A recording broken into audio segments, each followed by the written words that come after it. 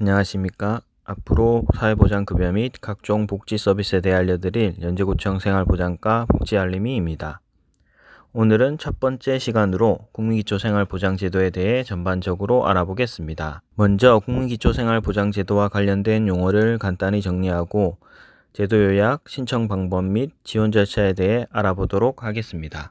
먼저 사회보장이란 출산, 양육, 실업, 노령장애, 질병, 빈곤 및 사망 등의 사회적 위험으로부터 모든 국민을 보호하고 국민 삶의 질을 향상시키는 데 필요한 소득 서비스를 보장하는 사회보험, 공공부조, 사회서비스를 말합니다.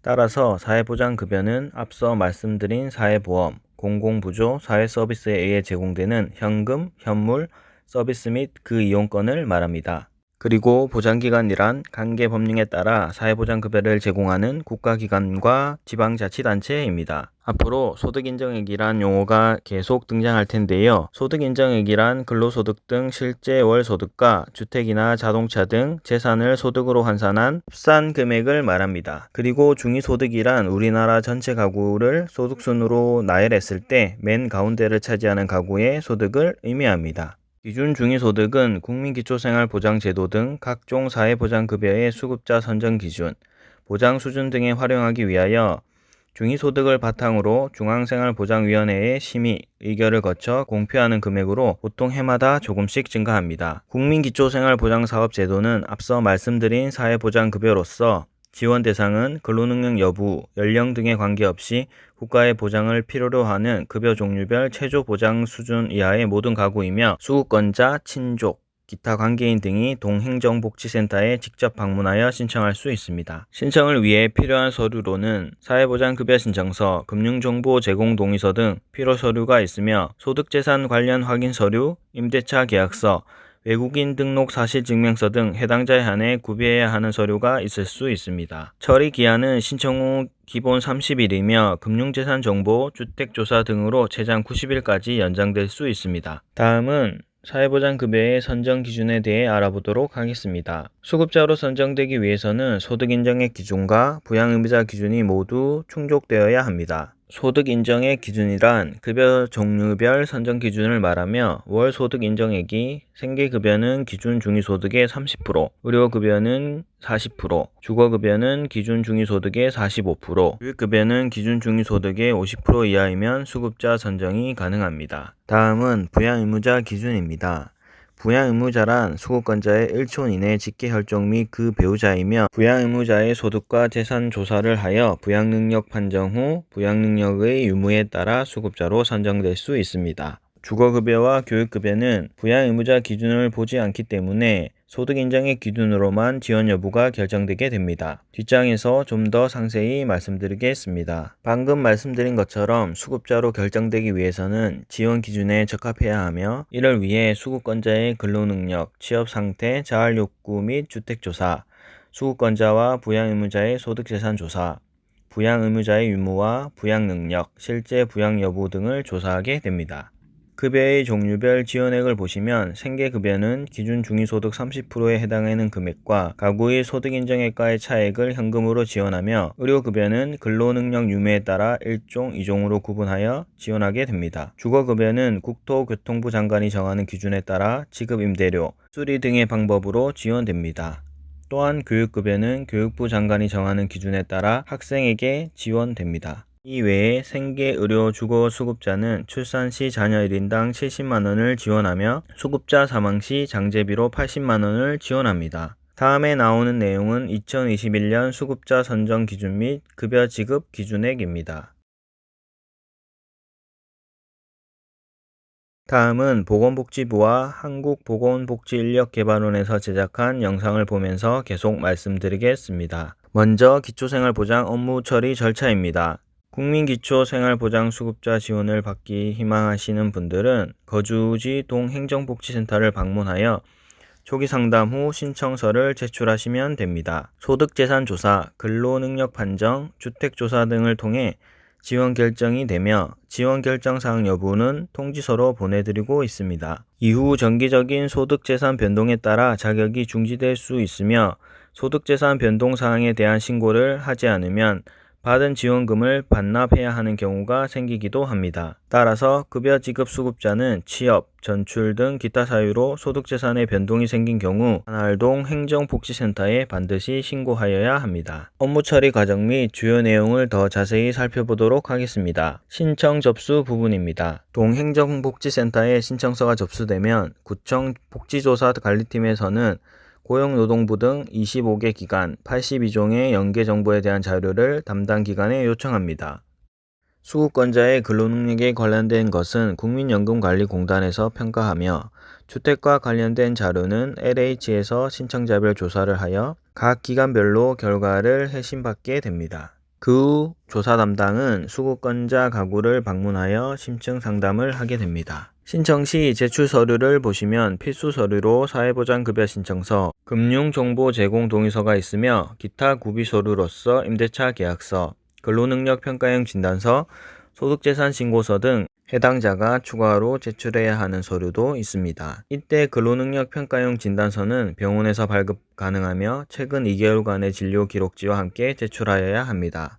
국민기초생활보장제도에서 가구는 수급자 선정, 급여액 결정 및 지급의 기본 단위이며 보장가구에 포함되는 사람은 세대별 주민등록표에 등재된 사람, 이때 동거인은 제외합니다. 그 외 사실혼을 포함한 배우자, 30세 미만 미혼 자녀 등도 포함합니다. 수급 신청 후 가구 조사에서 소득재산 기준에 적합하더라도 모두가 지원을 받을 수 있는 것은 아닙니다. 주거급여, 교육급여와 달리 생계의료급여는 근로능력 평가를 통해 근로능력이 있을 경우 연령, 건강상태, 직업이력, 구직욕구 등에 따라 자활역량평가 및 개인별 자활지역계획을 수립하게 됩니다. 그 후 조건부가 수급자는 자활사업에 연계하며 자활 프로그램에 참여토록 합니다. 또한 근로능력 여부에 따라 생계급여의 조건부가 의료급여의 1종 또는 2종이 결정됩니다. 근로능력 평가 대상은 만 18세 이상 64세 이하의 수급자로서 근로능력이 있는 사람이며 근로능력 없음 평가를 받고자 하는 사람은 근로능력 평가인 진단서 및 최근 2개월 이내의 진료기록부 사본을 제출하여야 합니다. 근로능력이 없는 수급자란 장애 정도가 심한 장애인, 20세 미만 중고등학생, 국가유공자 상위 등급 3급 이상, 장기요양 1에서 5 등급자, 희귀난치성 질환자, 암 환자, 중증 화상 환자 등을 말하며 근로무능력 가구로만 구성된 가구는 근로능력 없는 수급자에 해당하는 사람과 근로능력은 있으나 간병, 양육 사유로 근로가 곤란한 자, 조건부가 제외자 중 임신 중이거나 분만 후 6개월 이내, 사회복무요원 등의 가구로만 구성된 가구를 말합니다. 수급신청 가구의 소득인정액을 산정할 때 재산의 소득 환산액은 지역별 전세가격 등의 차이를 감안하여 기본재산액을 공제한 금액에서 각 재산별 환산율로 계산됩니다. 이러한 기본재산 공제금액은 생계, 주거, 교육급여의 경우 부산은 대도시 기준 6,900만원이며 의료급여는 5,400만원입니다. 금융재산 공제금은 도시의 크기와 상관없이 가구별 500만원입니다. 자동차 재산 반영에 대해서 말씀드리면 장애인 가구의 차량은 산정제외 또는 일반재산 환산으로 1대, 50% 감면 생업용 또는 일반재산 환산으로 1대까지 가능합니다. 일반 가구는 50% 감면 생업용 1대, 일반재산 환산으로 1대까지 반영합니다. 수급자 명의의 자동차 중 장애인 사용 자동차와 일반재산 소득 환산율을 적용하는 자동차를 제외하면 모든 자동차는 재산의 소득 환산율을 월 100%까지 적용합니다. 즉 차량 가격이 전부 월 소득으로 반영되기 때문에 소득이 많은 것으로 계산되게 됩니다. 다음은 부양의무자 조사에 대한 내용입니다. 부양의무자 기준이란 앞서 말씀드린 대로 기초생활보장을 신청한 가구뿐만 아니라 그 가구에 속해 있는 모든 가구원을 기준으로 1촌 직계혈족의 소득, 재산 수준도 함께 고려하는 것을 말합니다. 생계 및 의료급여 신청자에게만 적용되며 교육급여는 15년 7월, 주거급여는 18년 10월 이후 부양의무자 기준이 폐지되었습니다. 부양의무자의 범위는 수급자의 1촌 이내의 직계혈족 및 그 배우자이며 사망한 1촌 내의 직계혈족 배우자는 부양의무자에서 제외됩니다. 부양능력 판정 소득인정의 기준표입니다. 수급자 1인 가구의 부양의무자가 1인 가구일 경우 부양의무자 가구의 소득인정액이 246만 72원 이하이면 부양능력이 없거나 미약으로 지원 가능성이 있으며 그 이상이면 부양능력 있으므로 수급자 보호를 받을 수 없습니다. 생계급여 부양의무자 기준은 단계적으로 완화되었습니다.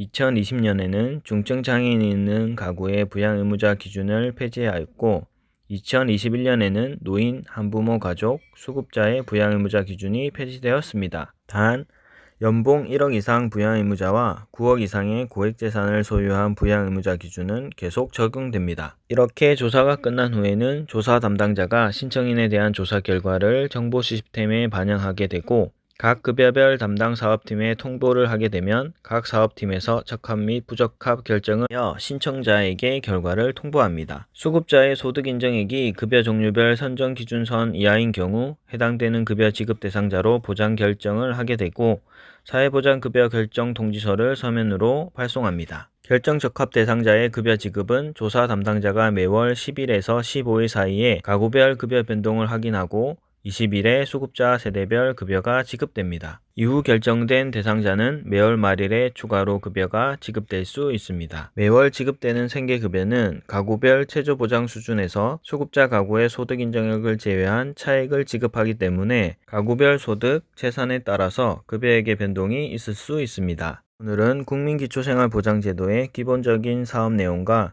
생계급여 지급에 대해 알아보았습니다.